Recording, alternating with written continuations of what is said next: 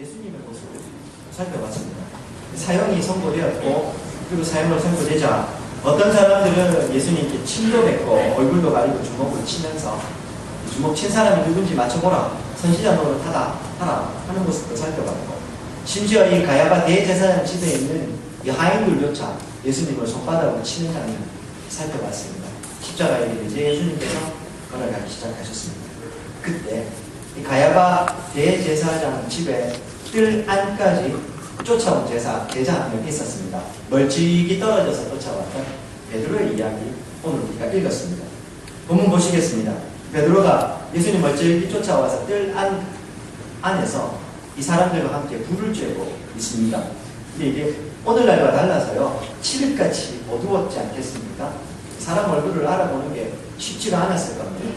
그 사람들 틈바구니에서 베드로가 그 불을 쬐고 있습니다. 이 일이 어떻게 이제 장차 진행될까? 예수님 운명이 어떻게 될까? 궁금한 마음에 쫓아오긴 했지만 거기서 사람들 틈바구니에서 불을 쬐면서 상황을 주시하고 있는데, 그때에 66절 보십시오. 대제사장의 여종 하나가 와서 불을 쬐고 있는 베드로를 주목하여 봅니다. 어두웠으니 그냥은 잘 몰랐을 거고요.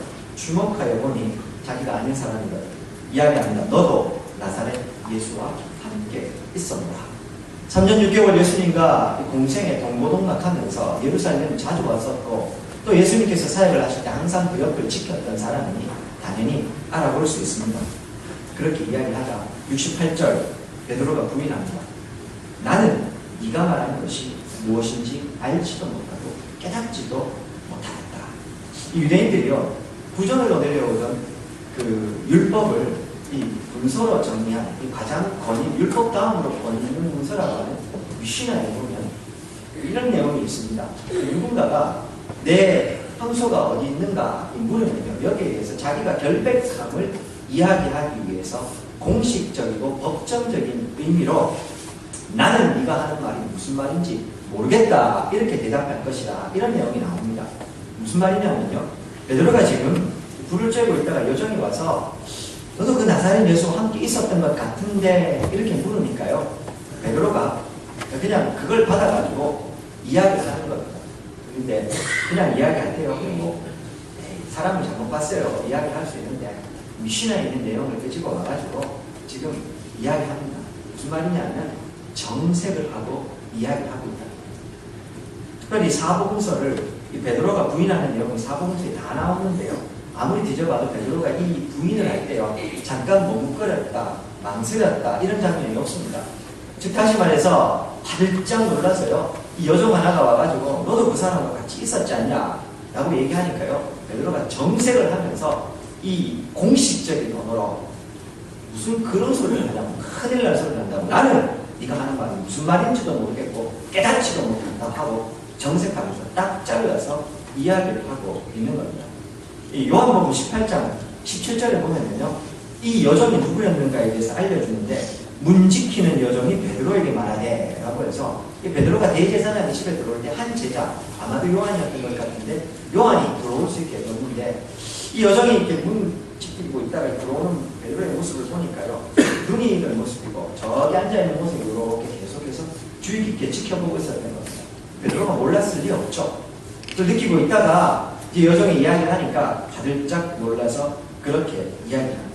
병행 구절인 마태복음 26장 70절에 보면 베드로가 이 부인을 첫 번째로 나는 이거 무슨 말 하는지 하나도 모르겠다 이야기를 이 여종한테만 하는 게 아니고, 마태복음 26장 70절에 보면 베드로가 모든 사람 앞에서 부인하여 이르되 나는 네가 무슨 말을 하는지 모르겠다 이렇게 이야기합니다. 그러니까 이 여종의 물음에 같이 불 쬐고 있는 모든 사람들 앞에서요, 큰 소리로 망설이지도 않고 뭐 무슨 말 하는지 모르겠다 그렇게 이야기를 하고 있는 거죠. 3년 반을 동고동락했던 예수님께서는 지금 저 빌라도의 법정 산헤드린 공회 앞에서 온갖 거짓 증인들이 일어나서 예수님을 죽일 궁리를 하고 있습니다. 그리고 실제로 거짓 증거에 의해서 예수님이 지금 십자가에 못 박히시는데, 베드로는 잠시 잠깐 위기를 모면하려고 사람들 앞에서, 모든 사람 앞에서 거짓말을 하고 있는 겁니다. 단순히 부인한 정도가 아니고요, 매끈해가지고 정색하면서 이야기를 하고 있습니다. 한심해 보입니다. 첫 번째 베드로의 부인하는 모습부터. 두 번째, 세 번째도 아니고요. 첫 번째 모습부터 그 정황을 살펴보면 베드로의 모습이 참 한심하기 그지없습니다. 그래도 예수님과 함께 같이 동고동락하면서 제일 앞장섰던 수제자라고 하면서 그렇게 이야기를 합니다. 이등요, 이 베드로의 모습을 보면서 왜 그랬을까 생각이 들기도 하다가요. 베드로를 툭하기도 했다가 그 베드로의 모습이 어쩌면 내 모습 아닐까, 우리 모습 아닐까, 그런 생각도 해보게 됩니다. 우리 교회가 영국교가 부르심의 자리에서 혹해 올리가 하나님 나라 세워가자, 그겁니다. 가정에서, 일터에서, 교회에서 하나님 불러주신 모든 삶의 현장에서 하나님 나라 세워가는데 그거 쉬우셨습니까? 거창하게 진로나 사업, 인생 그런 이야기 하지 않아도 괜찮을 것 같습니다. 그것까지 안 가더라도요. 그냥 내가 살아가는 소소한 삶의 현장에서요. 하나님 말씀 지키면서 하나님의 나라를 위해서 살아가는 거 쉬우셨습니까? 상대편 욕할 것도 없고요. 그저 내 마음 하나 하나님 앞에서 죽이고 겸손하게 내 십자가 지고 주의 길 걸어가는 것, 그것도 힘들지 않으셨습니까? 직장 다니시는 분들요. 조금만 위치가 되면 뇌물 받지 않기, 부당한 일, 취하게 하기, 이것부터요. 우리에게 큰 시험으로 오는 거 사실입니다. 베드로를 욕할 것도 없습니다. 우리도 사실은 하나님 나라 세워가기 위해서 노력을 하는데 소소한 삶의 현장에서 우리도 사실은 적잖이 예수님 부인하고 살아가는 건 아닐까, 그렇게 생각합니다. 68절 하반절에 보면은요, 그 베드로가 그렇게 이야기를 하고 나서 베드로가 이제 그 자리를 피하고 있습니다. 안쪽으로 깊이 들어왔다가 이제 앞들로 나오고 있습니다. 대문 앞으로 나왔다는 이야기입니다. 저 안까지 들어갔다가요, 이 이야기를 듣고 한 걸음 옮겨서 다음 대문 근처에 있는 뜰로 나왔다고 이야기를 하고 있습니다. 그런데 69절 보십시오. 여정이 그를 보고 곁에 서 있는 자들에게 다시 말합니다. 이 사람은 그 도단이다. 예수와 함께 있었던 그 무리 중에 하나, 확실하다. 그렇게 이야기를 하고 있습니다. 그러자 70절 보십시오. 베드로가 또 부인하여 라고 성경을 이야기하고 있습니다. 특별히요, 이 두 번째 베드로에게 그 도단이라고 물었던 이 여인, 이게 앞에서 첫 번째 질문했던 그 여인일까, 두 번째 여인일까, 고민할 필요가 없습니다. 이 학자들은 이런 걸로 고민을 하지만 고민할 필요가 없는데요. 병행구절인 마태복음 26장 71절에 보면은 다른 여종이라고 표현을 하고 있고, 누가복음 22장 58절에서는 다른 사람이라고 이야기합니다. 무슨 말이냐 하면요, 베드로한테 두 번째 질문을 한 사람이 세 번만 이 사람들이 물은 게 아니고 여러 번 자주자주 이 베드로에게 너 혹시 같이 있던 사람 아니야? 당신 같이 있었지 않냐고 여러 번 물었다는 말입니다. 70절에 베드로가 부인하더라. 이 부인하더라는 말이요, 미완료 과거형. 제가 미완료형이 뭔지는 모르셔도 되는데 이게 무슨 뜻인지는 아시죠?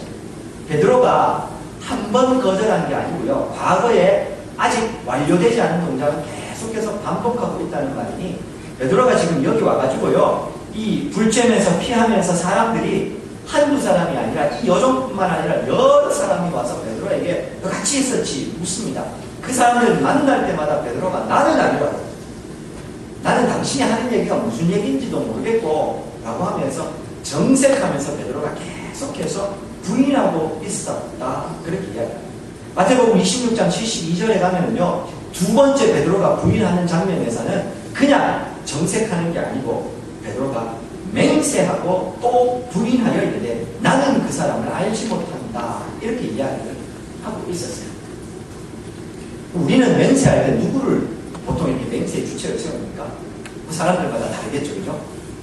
자기가 귀중하게 생각하는 거, 그걸 맹세의 대상으로 하고 맹세합니다. 유대인들은 맹세할 때 누구를 대상으로 삼을까요? 하나님. 그래서 예수님께서 도무지 맹세하지 말라고 이야기를 하시는데요, 유대인들의 맹세의 대상은 맹세 할 때 그 대상이 하나님이셨던 겁니다. 다시 말해서요, 내가 지금 하는 말은 하나님 앞에서 확정적이다, 확실하다. 다르게 말하면 내가 지금 이 하는 말이 거짓말이면 하나님께서 나를 벌 위에 벌을 내리실 것이다, 그 이야기인 겁니다. 베드로가요, 급하게 급했나 봅니다. 이게 얼마나 급했던지 이 사람들이 자꾸 물으니까 거절을 하는데요. 두 번째는 하나님의 이름을 가지고 와서 맹세하면서 아니라고 이야기합니다. 아닌 게 아니라 지금 여기가 대제사장 가야바의 뜰 아닙니까? 자칫 잘못하면 여기서 바로 잡혀가지고 예수님처럼 자기도 사내들인 공의 앞에 설 수 있으니 베드로가 부인하는 거예요. 그렇게 되면 예수님은 두 번째 부인을 하게 됩니다. 70절입니다. 좋은 후에 성경은 그렇게 이야기합니다. 곁에서 있던 사람들 중에 한 사람이 또 와서 다시 베드로에게 말합니다. 뭐라고 이야기합니까? 너도 갈릴리 사람이니 참으로 그 도단이다. 그렇게 이야기하고 있습니다. 합리적인 의심이죠. 이제 그냥 당신 같이 있었지 이렇게 이야기하는 게 아니고요. 너도 갈릴리 사람 아니냐라고 하면서 참으로 그 도단이다. 그렇게 앞에서 여종의 첫 번째 질문을 할 때 나사렛 예수와 함께 있었다 얘기하죠. 예수라는 이름이 당시에 굉장히 흔한 이름이었거든요.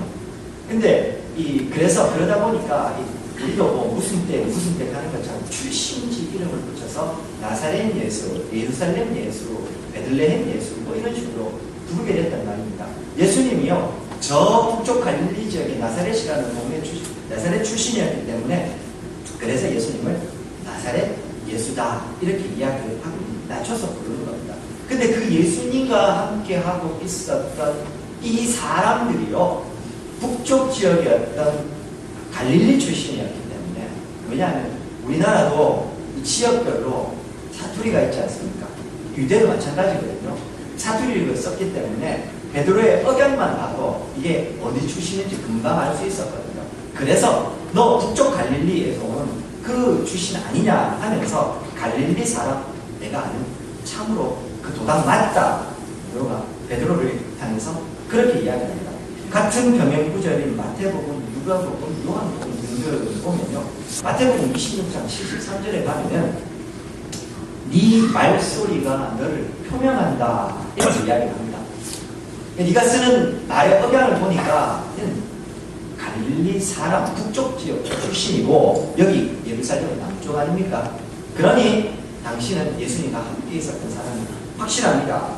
누가복음 22장 59장에서는요 장담하여 그 도단이라고 이야기합니다. 그전에는요 그냥 같이 있었죠. 이렇게 물었다면 내가 분명히 장담할 수 있는데 당신 같이 있었다는 걸 확정적으로 이야기하죠. 요한복음 18장 26절에는요 구체적인 내용을 하나 들어주고 있는데 대제사장의 종 하나는 베드로에게 귀를 잘린 사람의 친척이었다 그렇게 이야기합니다. 근데 네가 그 사람과 함께 동산에 있는 것을 내가 보지 아니하였느냐. 무슨 말입니까? 조금 전에요 예수님 붙잡히시기 전에 겟세마네 동산 기도하실 때 예수님 붙잡으러 이 대제사장의 이 군대가 가가지고 잡아왔는데 그때 함께 있었던 무리 중에 한 사람이 있었고 그래요. 귀가 잘린 말고와 이 사람은 친척이었던 겁니다. 누구보다 예수님과 베드로의 얼굴을 확실하게 본 겁니다. 그래서 너도 그 도당이다 하면서 그 점을 힘을 실어주고 있었던 겁니다. 한 사람이 얘기했다기보다는 다시 말씀드리면 그 사람이요 거들어가지고 확실한 것 같다 그렇게 이야기하고 있습니다. 그리고 제가 설교 시간에 자주 말씀드렸는데 71절 한번 보십시오. 사람들이 그렇게 확정적으로 네가 말하는 것 보니까 분명하고 너 그 옆에 있었지 않냐 확실히 사람들이 확정적으로 얘기하자 특별히 장담하여 너도 그 도당이다 그리 말하니까요. 71절에 베드로 어떻게 하고 있습니까? 맹세하는데 이번에는 어떻게 맹세합니까? 저주하여 맹세하되 나는 너희가 말하는 이 사람을 알지 못한다. 세 번째, 예수님은 부인하고 있습니다.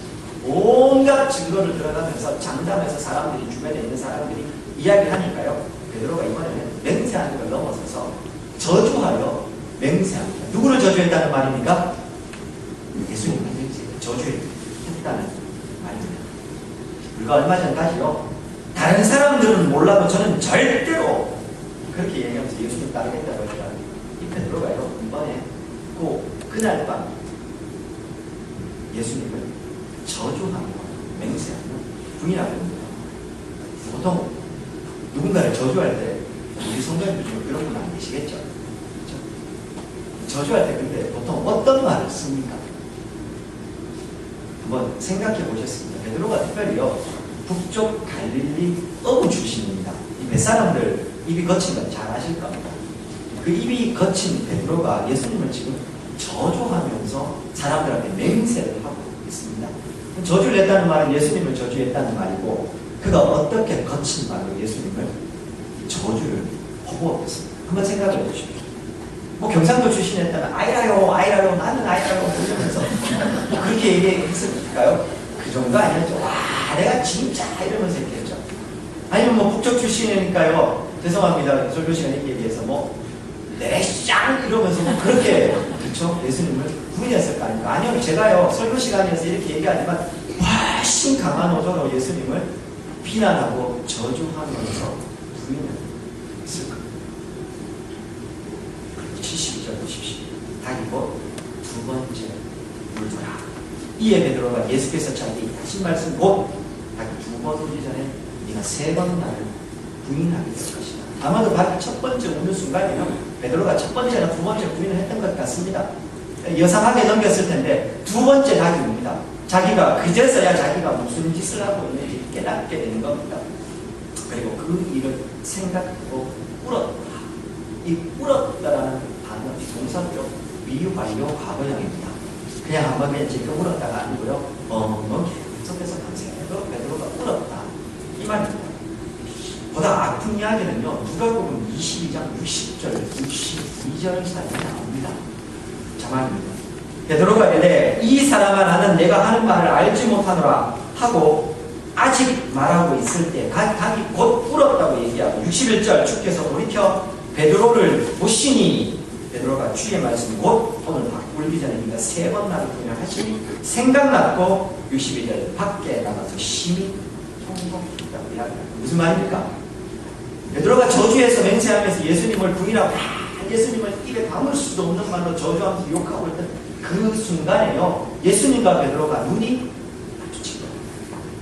뭐 어떻게 마주쳤는지는 모르겠는데요, 예수님과 눈이 마주쳤고, 그제서야 베드로가 정신이 든 겁니다. 자기가 무슨 짓을 하고 있었는지. 그래서 밖으로 나가서 통곡하고, 한 번 한 게 아니고요, 그럼 통곡을 하고 있었다고 성경은 이야기를 하고 있습니다. 이때 이 경험이요, 베드로에게 평생의 상처가 된 것 같다고 해요. 제가 그래서 베드로전서나 후서를 읽어보시면 이런 베드로의 마음이 많이 느껴지신다, 이런 말씀을 드렸습니다. 자막입니다. 베드로전서 1장 13절, 이제 주제 성경 구절에 보시면요, 그러므로 너희 마음의 허리를 동이고 근신하여 예수 그리스도께서 나타나실 때에 너희에게 가져다 주실 은혜를 온전히 바라라. 마음의 허리를 동이고 근신하여. 베드로전서 4장 7절, 만물의 마지막에 가까워왔으니 그러므로 너희는 정신을 차리고 근신하여 기도하라. 베드로 후서 1장 10절, 그러므로 형제들아 더욱 힘써 너희 부르심과 택하심을 굳게 하라. 너희가 이것을 행한즉 언제든지 실족하지 아니하리라. 베드로전서나 후서는요, 특별히 네로 황제의 극심한 박해 가운데 있었던 교회들을 향해서 베드로가 끝까지 믿음, 이 산소망을 붙잡고 믿음 안에 계십시오, 그거 적은 게 베드로전서와 후서입니다. 그런 상황에서 박해 가운데 있었던 성도들 향해서요, 훗날 초대교회의 지도자였던 베드로가 이제 편지를 쓰는 겁니다. 당신들이 예수 그리스도께서 주신 그 믿음의 소망들을 붙잡고 끝까지 잡고 견디셔야 됩니다 하는데요, 그 이야기 중에 중간중간에 베드로가요, 근신하라, 깨어라, 정신 차려라, 이런 이야기를 계속해서 하고 있습니다. 정작 깨어 있어야 됐던 그 겟세마네 동산에서 베드로는 잤지 않습니다. 깨어있지 못했고, 그래서 오늘 우리가 읽었던 대로 예수님이 죽으시던 사형언도 받으시던 그날 밤에 베드로는 예수님을 세 번이나 부인하게 되는 겁니다. 그것도 저주하며 맹세하며 부인하게 됐고, 그런 자신이 얼마나 평생 원망스러웠던지, 훗날 노사도가 되었을 때요, 이 편지를 쓰면서, 베드로전서가요 보통 AD 64년경에 쓰여졌을 거라고 합니다.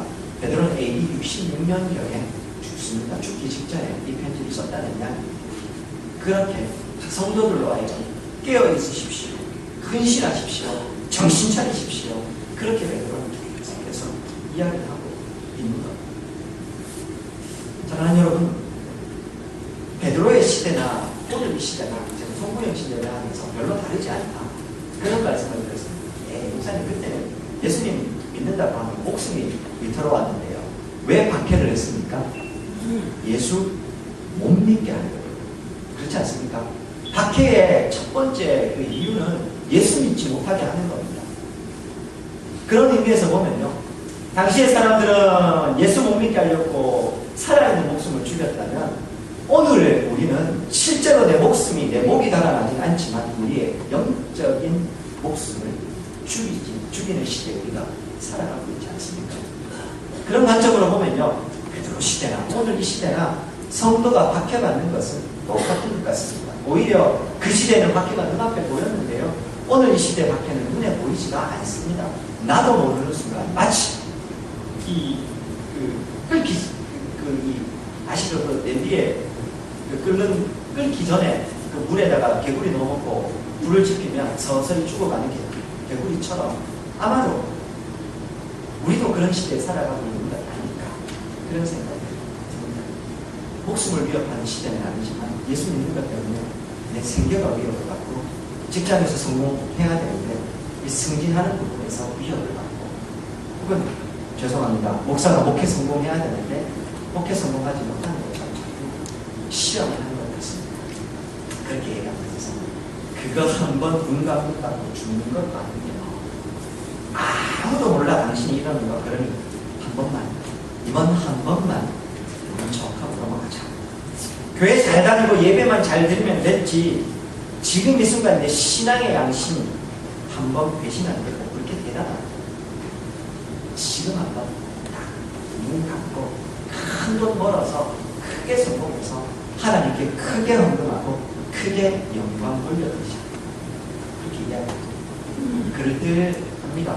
헌금 열심히 하고 크게 높은 자리에 올라가서 영광 돌리면 되니까요. 사랑하는 여러분, 과정이 성경적이지 않는 결과입니다. 그 결과가 아무리 하나님께 영광이라고 얘기해도 성경적일 수 없습니다. 그렇지 않습니까? 우리는 그런 폐해를 많이 보고 있습니다. 과정을 무시하고 결과만 하나님께 영광이면 영광입니다. 그래서 수많은 사람들이 높은 위치에 올라가서 하나님께 영광이라고 얘기했다가 하나님께 영광을 가리고 있는 시대를 오늘 우리는 살아가고 있습니다. 내가 돈 많이 벌어서 그래서 헌금하면 된다고요? 하나님이 돈이 없어서 우리 보고 헌금하라 하십니까? 내가 높은 위치에 올라가서 하나님께 영광 돌리면 된다고요? 하나님이 영광이 부족해서 우리에게 높은 위치에 올라가서 영광 받으시려고 하시는 겁니까? 하나님은 홀로 하나님 되시고 돈이 없는 분도 아니십니다. 천지만물 전부가 하나님의 것이고 하나님은 홀로 영광스러운 분이셔서 성도가 영광 돌리지 않아도 저 돌들로도 영광 받으시는 분이 하나님이십니다. 그렇게 하시면 안 됩니다. 사실은 우리의 욕심을 거기에 투사시켜서 그렇게 하고 있는 것이죠. 사랑하는 여러분, 하나님의 영광이라고 하면서 얼마나 많은 교회들이 하나님과 상관없는 결정들을 내리는지 모릅니다. 그러면서 점점 하나님의 말씀과 상관없는 교회의 모습, 성도의 삶 들어가는 것입니다. 그렇게 해서 하나님의 영광을 받는 것입니다. 그렇게 해서 교회가 어떤 일을 이루어 놓는다고 한들 그것이 하나님의 영광과 무슨 상관이 있단 말입니까? 그것이 하나님이 우리에게 원하시는 주의 나라와 무슨 상관이 있단 말입니까? 그렇게 해서 하나님의 나라, 하나님의 뜻 이루어지지 않습니다. 누구든지 나를 따라오려거든 자기 십자가 지고 나를 따라오라 했습니다. 십자가는 당시에 사형들이라 했습니다. 그건 죽어야 가능한 길이라고 얘기했습니다. 나는 살고 나는 영광받으면서 주님께 영광하겠다고 생각하면 그것 자체가 이미 십자가 진 마음이 없는 것이요. 우리가 그릇된 길로 가고 있다는 이야기입니다. 혹시 그 일본어로 후미에라고 들어보셨습니까? 초기 일본 기독교 우리나라 못지않게 큰 박해를 받았습니다. 특별히 일본의 도쿠가와 막부 시절에요. 1614년도에 도쿠가와 막부에서 기독교 근교령을 내립니다. 그때요, 일본에 있었던 예수 믿는 신자들을 굉장히 많이 박해를 하게 되는데 온갖 잔인한 방법으로 다 동원이 됩니다. 그러자 이 박해를 피해서 예수 믿는 사람들이요, 산에서 은밀하게 예배를 드리는 장면이 나옵니다. 그때 이제 산으로 이제 숨다고 해서 숨는다는 뜻의 카프레라는 말에다가요, 이 그리스도인 키리스탄이라고 부르는데 그래서 카프레 키리스탄 이렇게 부릅니다. 일본어로. 이 사람들이 예배를 드릴 때요, 산에 가서 이게 참 감동적인 장면이 많이 있습니다. 그 중에서요, 자기들이 모이는 장소를 큰 돌 하나를 기준으로 해서 거기에 두고 거기 은밀하게 모입니다. 그러면요, 아무데나 툭툭 던져놓았던 돌이 있는데요, 다 자기들 알고 있는 돌입니다. 그 돌을 하나씩 모아가지고 이 큰 바위 아래에다가 그 돌을 하나씩 가지고 와서 십자가 형상을 만들어 놓고 거기가 예배 축소가 되는 겁니다. 거기서 예배를 드리고 다시 그 돌을 주변을 다 흩어서 자기만 아는 장소 흩어놓고서 다시 흩어내고 자기 원래 자리로 돌아간다고 합니다. 그렇게 신앙을 지켰는데, 특별히요, 이 카쿠레 필사들이 가장 두려워했던 것 중에 하나가 후미에였다고 합니다. 이 후미에가 뭐냐 하면요, 오늘날에는 제가 이 번호를 잘 모르는데 찾아보니까 오늘날에는 거짓말하고 있는 사람들을 색출해내는 방법, 이렇게 이야기하는데 사진 하나 띄워주시겠습니까? 요게 후미에입니다. 뭐 하는 거냐 하면요, 다음 사진입니다. 이게 이제 나무나 동판으로 제작이 되어 있는데 예수님 십자가에 달려있는 형상이에요. 다음 사진 준비되면 좀 넘겨주시기 바랍니다. 이 카쿠레 필산들을, 이 숨어있는 그리스도인들을 색출해내기 위해서 뭘 했냐 하면요, 이 사람들에게 저 예수 그리스도의 형상이 있는 나무나 돌로 혹은 이 철로 만들어진 저 동판을요, 저기다가 땅에다가 두고서요, 저렇게 사람들이 지켜보고 있죠. 네가 예수 믿는 사람이 아니면 이 동판을 밟고 지나가라, 그렇게 이야기를 했다고 합니다. 이게 이제 저걸 이제 동판을, 나무판을 후미에라고 불렀다고 합니다. 그거 한번 밟고 지나가는 거 그렇게 대단한 일이에요. 그렇죠? 그거 밟고 지나가고, 나는 이렇게 예수 안 믿는 사람입니다 얘기하고 끝까지 신앙 지키면, 그거 뭐 그렇게 해서 신앙 지키고 그렇게 해서 또 살아남아서 교회를 세워야 되지 않겠습니까? 그렇죠? 일본의 이 그리스도인들이요, 그냥 한번 밟고 지나가는 건 저거 뭐 대단한 일이라고요. 저걸 밟는 건 예수님을 배반하는 일이라 해가지고요, 저걸 밟고 지나가지 않고 그 자리에서요 붙잡혀서 가죽이 꺾여지고, 혹은 여러 가지 잔인한, 일본 이 초기 기독교에 보면 우리가 상상을 초월하는 잔인한 방법으로 수요를 합니다. 이 죽은 사람이 너무 많아서 귀를 대기도 하기도 하고요, 목을 대기도 하는 경우가 많았었고, 심지어요 손가락을 다 자릅니다. 그리고 사람을 물에 바닷가에 던져 놓습니다. 손가락이 없으면 수영을 못하겠죠. 그렇게 해서 익사시켜 죽이는 것 등등. 눈 한번 질끈 감고 밟고 지나가는 그 일이지만, 그거 밟는 것은 예수님 내가 부인하는 것이 그렇게 하지 못하고 그 자리에서 삶을 당했던 것입니다. 고작 돌판 한번 밟는 것입니다. 정말 그렇게 생각하십니까?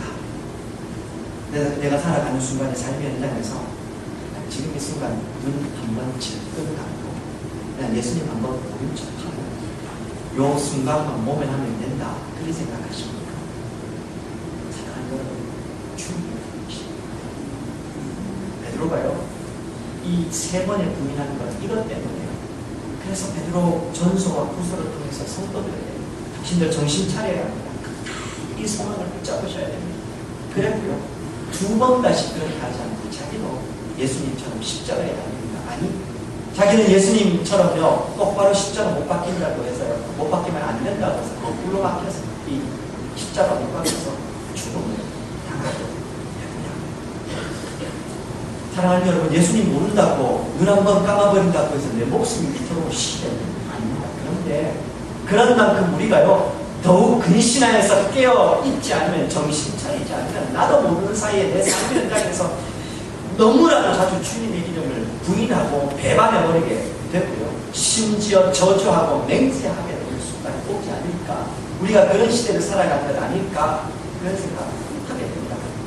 그러다 보면 더 이상 참된 하나님의 말씀, 참된 신앙과는 상관없이 종교인으로 살아가게 되는 것이죠. 교회도 참된 교회의 영광과 그 하나님의 은혜를 다 잃어버리고 그저 사람들이 모여있는 그런 장소로 되지 않죠. 죄송합니다, 이런 표현을 써서요, 목사의 돈벌이한 수단으로 전락해버리거나 성도들이라 이름 부르는 사람들이 모여있는 온갖 욕심과 욕망이 실거리는 공간으로 바뀔 수도 있다는 말입니다. 사랑하는 여러분, 부르심의 자리에서 하나님 나라 세워가기 위해서 우리가 지켜야 될 건 너무 많습니다. 거창하게 내가 뭐 무슨 직분을 하고 무슨 뭘 하고 아니요. 삶의 현장에서요, 작은 하나님의 말씀, 오늘 주께서 내게 깨닫게 해주신 한 말씀 있으면 그걸 목숨 걸고 지켜내는 것, 그것이야말로 오늘 이 순간 하나님의 나라 세워가는 시작점이 되지 않을까 생각합니다. 그것이 우리가 하나님 앞에 이 베드로처럼 똑같이 주님의 이름 배반하지 않고 십자가에 걸어가는 것입니까 생각합니다. 깨어 있으셔야 합니다. 근신하셔야 됩니다. 아니, 저에게 하는 말입니다. 우리 모두가요, 잠시 잠깐 깨어있지 않나요? 다 넘어질 수 있는 시대를 살아가고 있습니다. 나도 모르는 순간 예수님과 전혀 상관없고 성경과 상관없는 믿음 생활, 종교인으로 살다가 넘어질 수 있는 시대를 살아가고 있습니다.